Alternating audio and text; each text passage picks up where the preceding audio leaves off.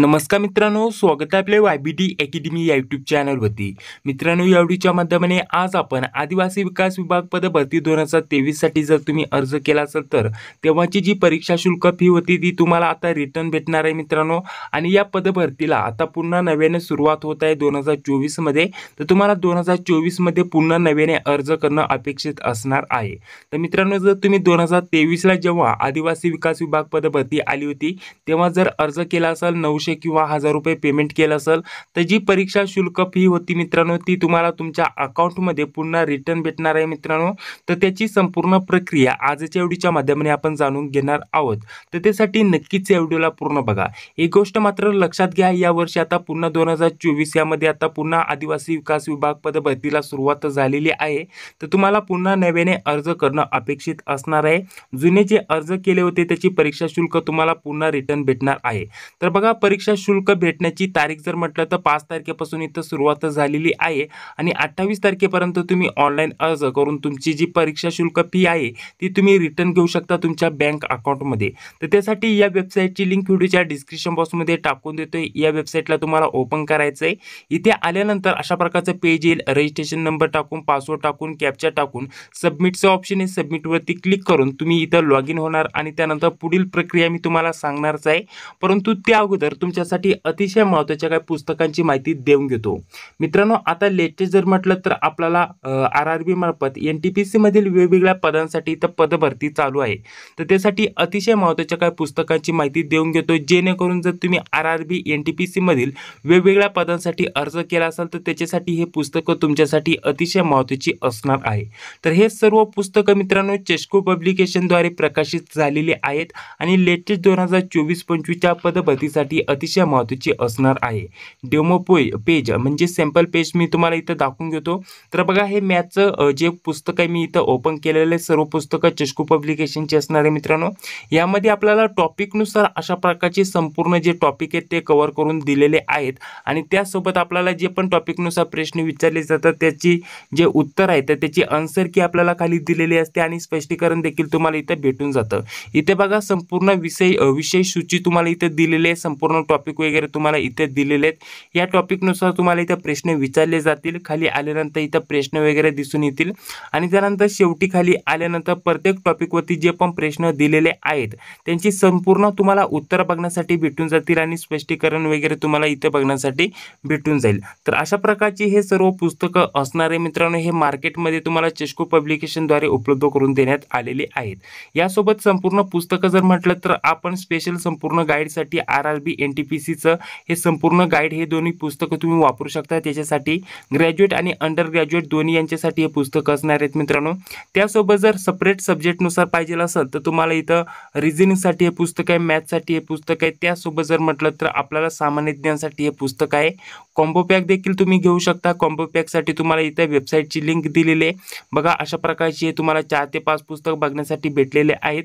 Combo पॅकसाठी या वेबसाईटला तुम्हाला भेट द्यायची किंवा जर हे पुस्तक तुम्हाला ऑर्डर करायची असतील तर Amazon किंवा फ्लिपकार्टवरून तुम्ही आरामशीर हे पुस्तकं ऑर्डर करू शकता मित्रांनो। तर अशा प्रकारची हे देखील पुस्तकं तुमच्यासाठी महत्त्वाची असणार आहे RRB NTPC मधील सर्व पद भरतीसाठी।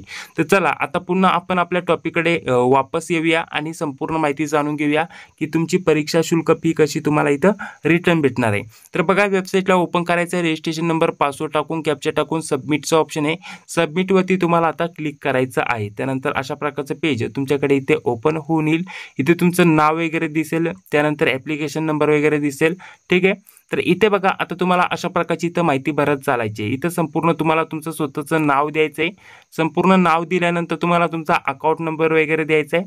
अकाउंट नंबर व्यवस्थित द्या। त्यानंतर कन्फर्म अकाउंट नंबर म्हणजेच पुन्हा तुम्हाला अकाउंट नंबर टाकायचा आहे।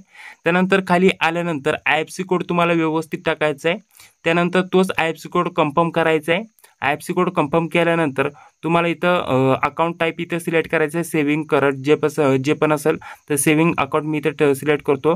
त्यानंतर इथे आपल्याला बँकेचं नाव द्यायचं आहे आणि बँकेचं नाव दिल्यानंतर खाली ब्रांच नेम म्हणजेच तुमचं अकाउंट कोणत्या ठिकाणी आहे, कोणत्या शहरामध्ये आहे ते तुम्हाला इथे टाकायचं. कोणत्या ठिकाणी तुमचं बँक अकाउंट आहे, तुमची शाखा कुठली आहे ते तुम्हाला इथं द्यायची आहे. ठीक आहे, अशा स्वरूपामध्ये तुम्ही इथं जे पण गावाचं नाव असेल किंवा तुमच्या शहराचं तालुक्याचं नाव असेल, जिथं तुमची बँक आहे तिथे तुम्ही हे त्या बँकेचे नाव इथं देऊ शकता. बँकेचं म्हणजे ठिकाणाचं नाव इथं देऊ शकता. ठीक आहे, अशा प्रकारची ही संपूर्ण माहिती तुम्हाला इथं द्यायची आहे. जास्त काय माहिती एक्स्ट्रा भरण्याची गरज नाही आहे. ही संपूर्ण माहिती भरून झाल्यानंतर तुम्हाला फायनल सबमिटचं ऑप्शन आहे, इथे तुम्हाला क्लिक करायचं आहे. फायनल सबमिटवरती क्लिक केल्यानंतर तुमचा जो ॲप्लिकेशन फॉर्म आहे तो तुम्हाला इथं दिसून येणार आहे. इथं बघा अशा प्रकारची नोटीस येईल सर्वप्रथम. यामध्ये जर म्हटलं तर तुम्हाला तुमची डिटेलमध्ये माहिती दिलेली आहे. यामध्ये जर म्हटलं तर मी थोडीशी ब्लर केलेली आहे. बाकी जर म्हटलं तर एकदा सबमिटवरती क्लिक करून ओकेवरती क्लिक केलं तर एडिट होत नाही आहे. तर पुन्हा आपल्याला हे वाचून घ्यायचं, व्यवस्थित माहिती भरली आहे की नाही, कारण इथे तुमचे पैसे याच अकाउंटमध्ये रिटर्न येणार आहे. तर बघा संपूर्ण माहिती तुम्हाला बघून घ्यायची आहे आणि त्यानंतर ओकेचं ऑप्शन आहे, ओकेवरती तुम्हाला क्लिक करायचं आहे. त्यानंतर ॲप्लिकेशन फॉर्म तुमच्याकडे इथे ओपन होऊन येईल. ॲप्लिकेशन फॉर्म तुम्हाला इथं दिसून येईल. म्हणजेच तुमचं इथं जे पेमेंट आहे इथं रिफंड यायला इथं सुरुवात होणार आहे. हे पेमेंट तुम्हाला 24 तासात ते किंवा 4 ते 5 दिवसामध्ये तुमच्या अकाउंटमध्ये भेटून जाणार आहे.